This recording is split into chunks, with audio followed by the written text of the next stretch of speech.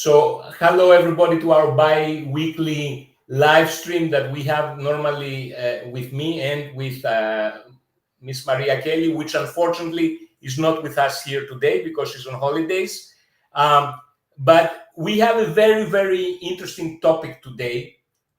And the topic is how to obtain and retain best talent with limited budget. And with us is Miss Evgenia Beba Akulova, which is a career strategy and coach who helps international professionals build successful careers. Evgenia, welcome to our live stream. Nice to have you here. Thank you for having me. The title, only the title is very difficult to understand how you can have these top people with limited budget. How can that be? Because people don't only work for money, right? So the thing is that people work for idea, the people work for self-fulfillment and understanding what they want to do. So we need to make sure that we have that mission and idea behind our project on the one hand, but on the other hand, we need to know how to attract the people, not to spend a lot of money on sources which don't bring anything. And in a lot of cases, when people hire, they start hiring with job ads, and job ads cost a lot, right? So you pay 3 to 5,000 euros per job posting if you're going Monster or Stepstone or whatever.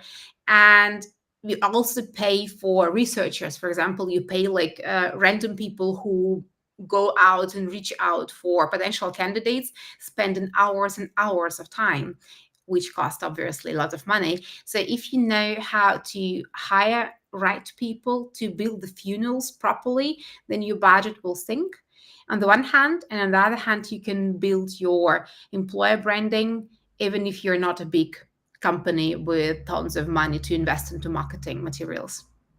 So, what I can tell you through my experience, uh, searching for, let's say, projects, searching for jobs, but also hiring people, I find this communication funnel that you just described, so the job post, uh, kind of very problematic. It's a communication that is very problematic by definition for many reasons. What I perceive as the main reason for me as a, let's say, I am a candidate for a job. First of all, the first thing that comes in my mind is that the person that is going to read my CV is not the proper person to evaluate if I'm a good fit or not. Yes and no. Yeah, you say yes and no. Why you say yes and no? Because I say rather no, because what I faced many times is a very young age recruiter that makes the first interview, and he has like 10 questions to ask, 10 profile, let's say, points that he needs to evaluate, and that's his criteria, and he cannot see beyond that. So it's hiring somebody. I like the way how you put the question, Yes. because that's the question of whose job it is to make sure that your documents are read properly. And I think it is the biggest mistake of candidates to assume that a company or a recruiter or a hiring manager should know what you're doing. But actually, when we look at this as business development strategy for you as a candidate, when you are a service who is selling these services, we need to understand that it's your responsibility to make sure that the company, the recruiter, the hiring manager, the whole hiring team know exactly what you are offering and why you are the best candidate. So it's up to you, not up to me in this regards as your recruiter, to understand all the peculiarities of your experience. On the other hand, it is super important for company to make the criteria how we assess the people who we want to work for. And here's also a trick, right? That people usually don't know what they're looking for, because they're saying we're looking for a person with 5 years of experience. Why? Why 5 years, right? So there are so many things which we as a company think we need to put in a job description, while don't make any sense. The same as a candidate thinks, oh, I'm a candidate with 20 years of experience, so I'm that great, which doesn't explain anything. So the main problem here, I would say, is to understand where is the match between what the company needs and what a candidate offers. And when we can match that together, then the whole puzzle works. But for that, we need to have understanding what is the job that you are going to do? What is the job that I am looking to fill? And when we have that, when we have the understanding, then it's super clear and easy to explain to anyone, to a recruiter, to your mom, to whatever, what we're looking for. So the CV in this regards is just a marketing material. It's like an ad, right? We want to say, hey, I'm a best candidate for the job because. And here is where mistake is coming. People usually say, I'm the best candidate because I have whatever, 20 years of experience. And they tell me all the story of their life, which doesn't help me as a recruiter or as a hiring manager to understand why not is it important. I will give you an example. In my career before, I started working at Microsoft, so I have background in tech, Mm. in communications, and later I changed to Enel, which is an Italian energy concern, and I was responsible for business development for a nuclear power station. It's a huge project worth of 5 billion euros, and I was running like really one of the biggest projects in the sector in general. When I'm telling you that, it's probably cool, right? You'll say, wow, probably you will make an assumption I'm smart. Probably you will make an assumption, well, okay, how did she manage to change from IT communications to energy business development? But then I will tell you, hey, I'm a career strategist. Take me as your career consultant. Why would you say? You would say, how does it come?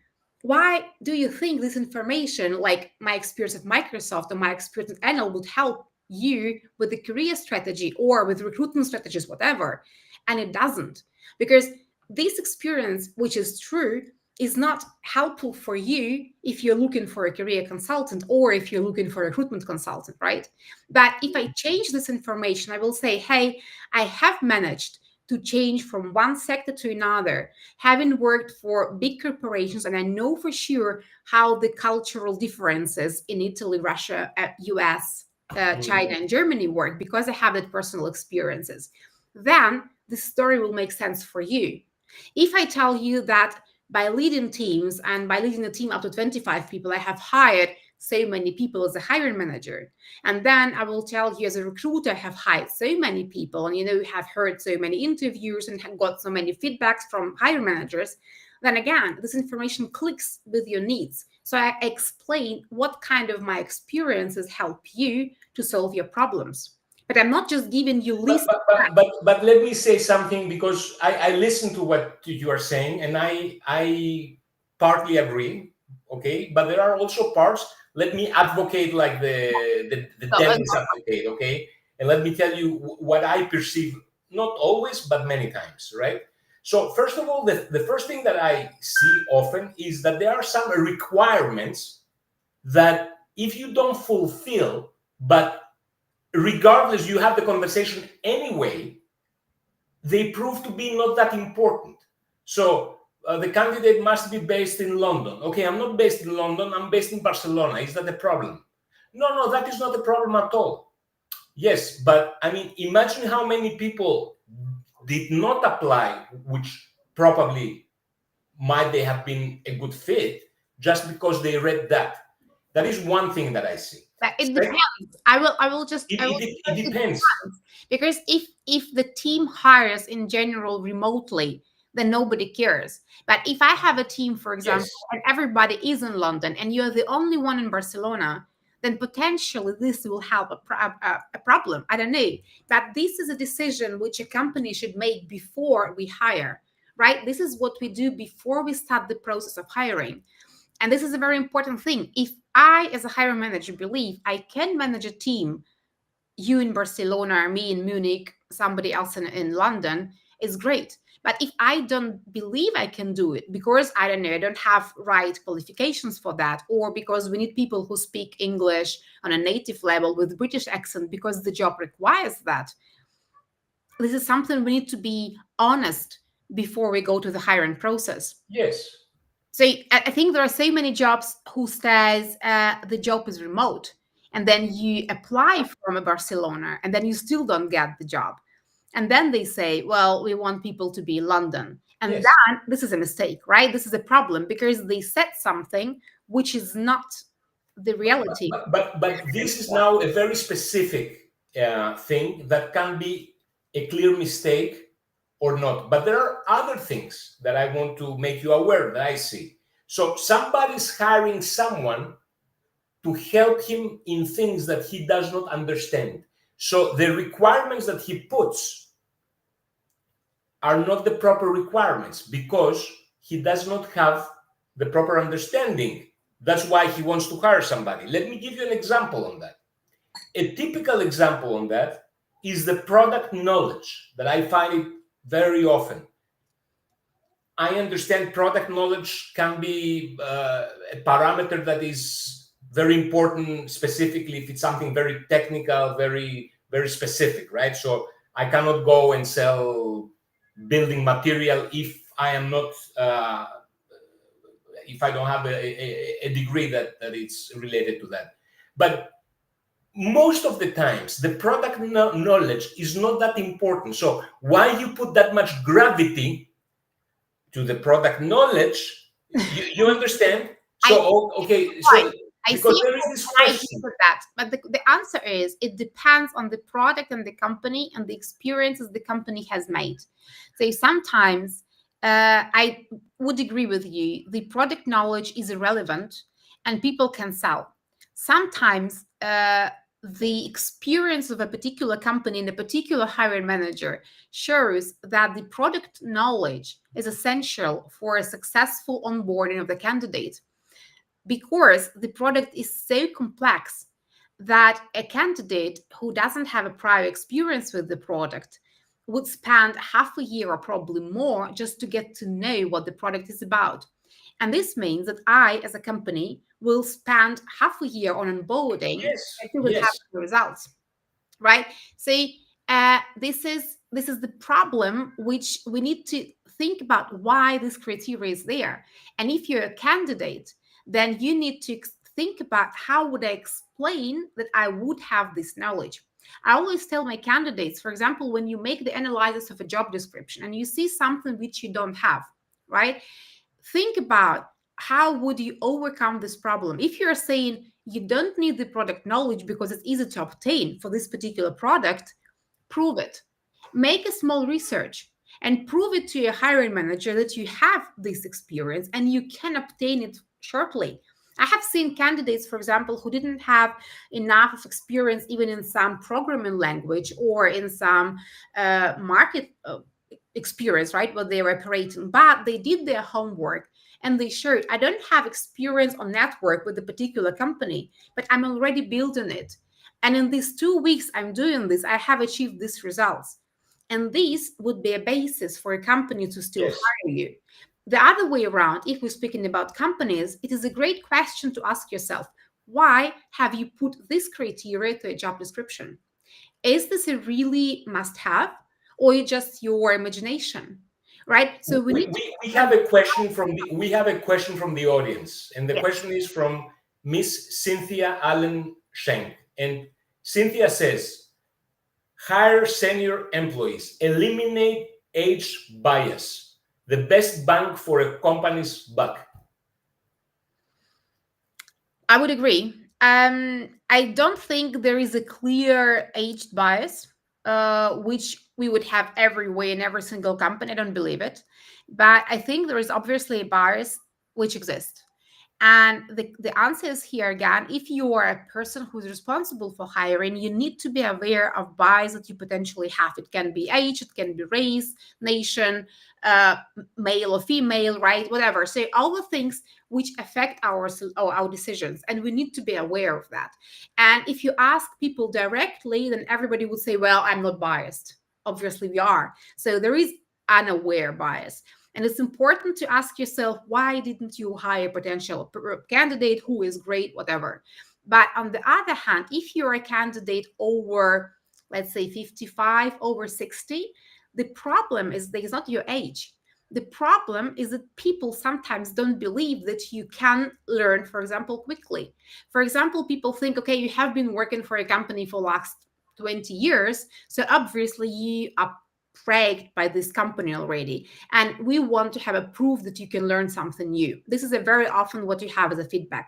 So your job as a candidate would be to show me that you are a quick learner and then you know the new technologies, that you're not only, this old person who doesn't know how to work with AI, but who knows. But will I have a chance to prove you that? Are you going to invite me on an interview, or will you I cannot, reject me? this is a very important thing.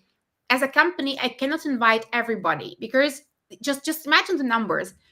Statistically, if you look statistically, every single open vacancy gets around 200 CVs.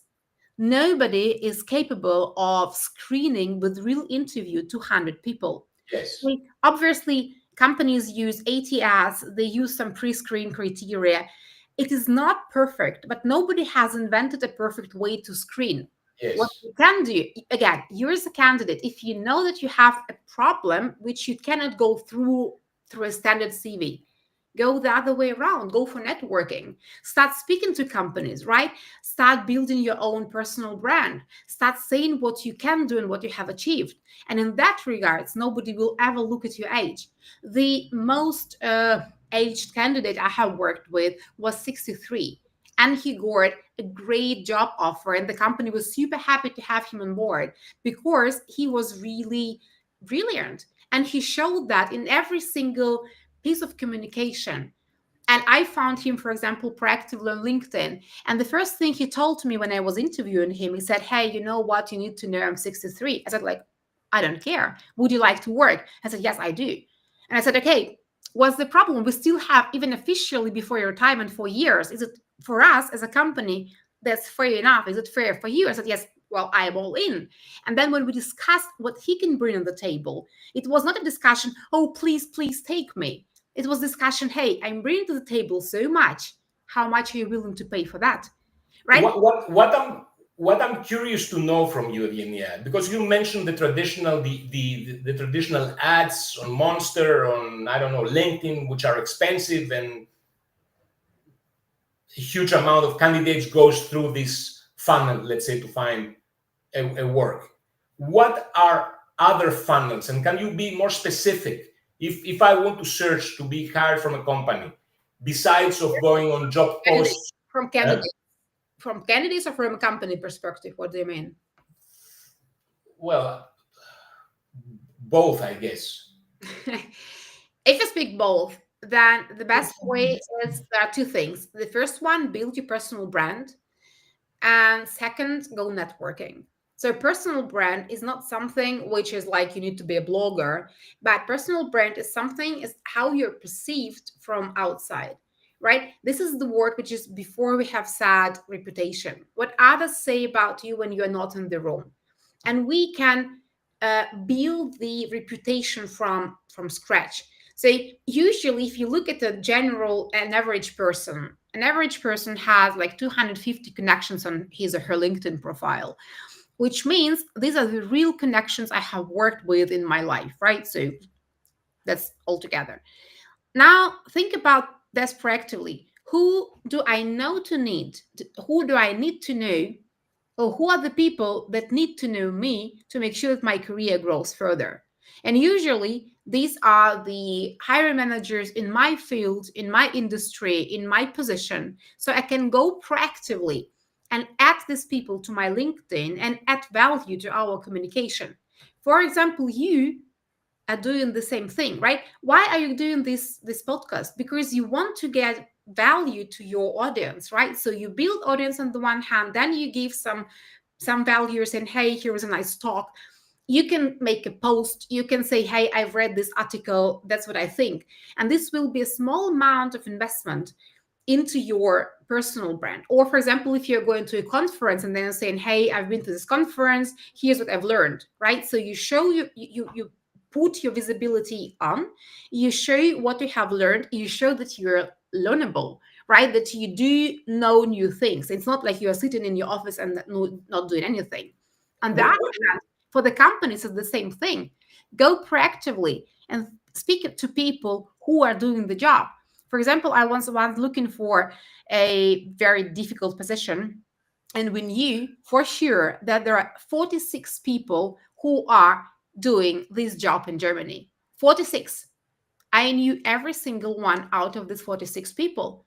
And this was my job, right? My job is to know who is doing the right job, which I'm looking for. And then I could come to him and say, hey, Alex, I have an opportunity. Would it be interesting for you? And I didn't spend time to send tons of potential job descriptions, but I invested into building this network because I knew that once I would come. And even if now at this moment you are not interested in job I have, then probably you know someone I don't know yet, right? So Yes.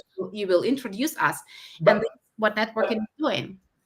be more specific on the networking. Networking where? On LinkedIn, or are there any other channels that you would There is like advise? generally offline and online, right? So offline, we would speak about all kind of conferences, all kind of fairs in your particular field, all kind of international, whatever, or local activities. Could be meetups, right? Or for I don't know, Yes, for developers in Berlin, whatever. yes, It can be online. It can be LinkedIn. It can be YouTube, Twitter, any channel that you use, which you feel you are comfortable with. So look at this. There are so many people who post daily something which can be potentially of interest to you. Again, how we met, right? We met on LinkedIn. So you just pinged me and said, hey, would you like to? And you saw me because you saw a post of mine, whatever. So this is the train of thought that many people have. It's not for granted that if I write something, then tomorrow somebody will come and invite me for a talk. But if I write constantly about a topic I'm good in, then once of a sudden, definitely people will come and say, here is a speaking gig for you, here is an interview, here is a job offer, here is, I know someone, would you mind speaking? And then it's like when you throw the stone into the water, the yes, ripples yes, yes, are going, right? And yes. even our talk today, it's not for granted that if we talk, then clients will just come from both of our sides. Not at all. But if you have a lot of talks, it is very possible that new people come to your audience, right? And then they That is so. The challenge that I am facing, because I'm networking. Obviously, I'm networking on LinkedIn, and I also am networking, let's say, outside of LinkedIn and offline, right? So what I see as a challenge, and I think that's in general the challenge. So because you mentioned before developers, right? Let's say I participate. I'm not a developer, but let's for the sake of the example, let's say I'm a developer and I go on a meetup physical where developers gather. What is the challenge? What is the challenge? The challenge is that there are these 10, 20 developers there, which are there because they want to network outside of these developers circle, depends on but where. they are among them. No, They it are among them. depends. This is an assumption which potentially is wrong, because there are people who are coming to developers meetups because they want to get to know their people, professionals who are in the same field, and they want to develop their hard skills and saying, hey, what is the new language? How do you learn it? Is it worth of going to that course? If you're a developer or whatever, a business developer who wants to go outside of your professional network, then go to another one, right? So we are saying that you are going there where the people you want to network are. So think about your target audience. Who is your target audience? Do you want to be a project manager? For example, you are now a developer and you say, hey, I would like to be a project manager. What is the meetup or what is the conference the project managers would meet? And then you're going there and you're saying, hey, I'm thinking about a career change. Would you give me advice? And that, or you reach out to people who, you look at LinkedIn, right? And you say, hey, this is a project manager and the person had background in development, for example. Nice. And then you reach out to the person, say, hey, Alex, I see you have such an interesting profile. I see that you have changed from being a developer to project manager, and I'm thinking about the same change. Would you mind Yes, sharing your yes, experiences? It's the same if you want to move to a different country. Say, for example, I see that you're in Barcelona and I want to know how it is. It's worth of changing, right? And I would reach out to you and say, hey, I'm thinking about that. You're a foreigner, I'm a foreigner. How is it? Yeah. What's the probability that you personally would answer and you would say, hey, Evgenia, sure, let's talk. Let's catch up for 15 minutes. Probability with me, for example, is very high. And there are so many people who would give you an opportunity if you have the right questions. But the problem is that we assume that nobody is going to speak to us, right? We are afraid to reach out. Obviously, there will be people who say, well, what are you doing here? I don't want to talk to you. And it's completely okay. You're not $100 that everybody likes you. Of course. Right? This is the process. No, And no, but I find what I find the danger in this world. So that's what I perceive. It's the noise and the amount of information that it's out there. So it's so much information, so much noise that you're getting lost. So it took me some time when I started to get engaged online. It took me some time to understand that Facebook, for example, or Instagram are nothing for my business, for what I do. There is zero interest to be active on those channels. So the only channel where I am active is LinkedIn. It's the only one where I see the value for this experience you gather. I can't tell you that everybody should go to this or that platform, because everybody will get his or her own experiences, which is different, right? But if you do something proactively, you will gather this experience and you can say for yourself, it's worth for me to be here or there. For example, I'm super active on Instagram and it brings me a lot. I'm also active on Facebook, right? And I have clients from Facebook, but it's just different ways of interactions. And I think the question is, how do you build the meaningful relationship? It doesn't matter if you're looking for a job, if you're looking for a next business opportunity, if you're looking for new candidates. It's all about people. People hire people, people buy from people. And even in the era of AI, it's still very, very much people oriented. Absolutely. Till the moment we can completely give everything and outsource everything to AGI, and I hope we're not there yet, right? We're still in this people business, because what we try to do, we try to outsource everything for no money, to get all the insights for no money, and not to do anything, right? And say, hey, hire me and I'm there, or like, come and give me new business. But today, when you can do so much with AI alone, your job is to focus and to say, okay, this is noise and this is important. Where would you focus your time? And we have discussed that in the beginning, before we went online, right? Is this focus, attention focus, is one of the most important skills which we have today. What am I doing? Am I in the right place? And if you understand that, for example, this conversation doesn't bring you anything, then stop it. Or other way around, you think, okay, this is a very interesting conversation. It brings me a lot. I have an insight. Reach out to people, right? So focus that and stop being motivated by your fears and saying, oh my God, what would they think? Because in the end of the day, it doesn't matter. But what matters is if you act. And if you act, you will definitely come to results you would like. The other question is how to act, right? So what should I do exactly? And in that regards, there are some ideas. Even ChatGPT will give you tons of ideas. But the question is, would you act on them? And what is your experience? Did it work out? Did you enjoy it? And if yes, then just go and make it more.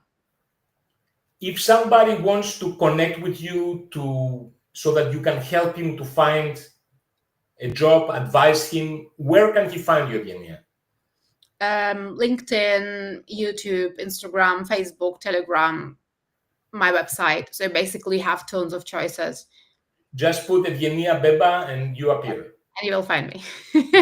Yes, that's true. Thank you for being in this live stream, Evgenia. Thank you very much for your insights.